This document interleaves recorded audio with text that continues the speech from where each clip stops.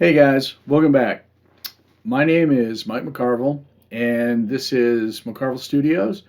It's a company that we produce the historically based, generally historically based um, uh, kits in HO, S, and O scale.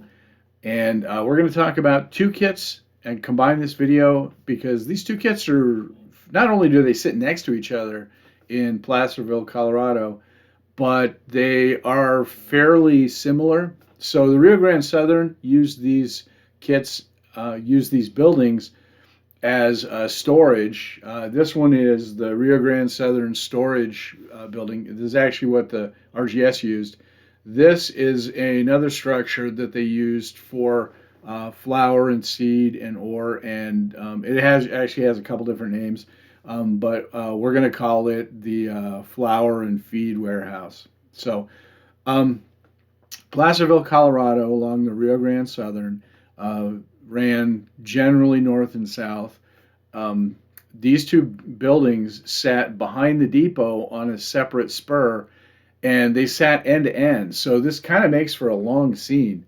And I've seen people do various things to try to, fit this stuff in, but these are not condensed kits. These are not any type of truncated versions. If you wanted, it would be fairly easy to do. But we're just going to go through the build of these kits, and then if you wanted to customize them, you're certainly welcome to. Um, the coloring on these is how they look kind of in the 40s and very early 50s. And we're going to go through. You'll notice that this one has a loading dock on it.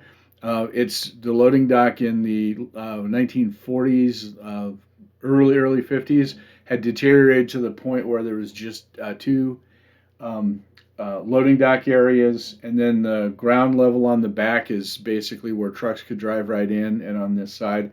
So it depends on how you want to use it. If you want to use it as docking bays or whatever, or if you want to have the vehicles be able to access it directly by driving into the warehouse, which is kind of how they did on this side and this side. This one is, like I said, the flour and feed warehouse. This has a loading dock on it, board by board construction, so it looks a little bit better than just laser cut scribe siding or scribe flooring or anything. So um, both of these, the roofs come off. Some of them have a little bit more detail. This one actually has a lot of the roof trusses. Um, and this one, they're just regular A-frames. You'll notice that it's actually weathered so that it represents the actual coloring of the roof.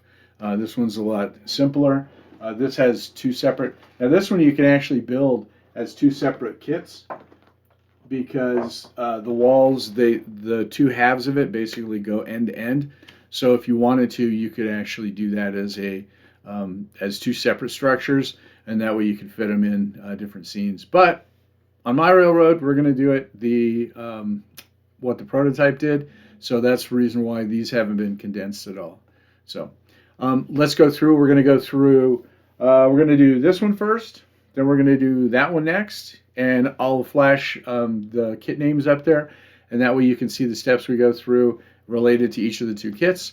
And then I will put all the information in the description below, links and everything else if you're curious and you want to investigate a little bit more. But let's go through and we'll go and build both these kits and then wrap it up at the end.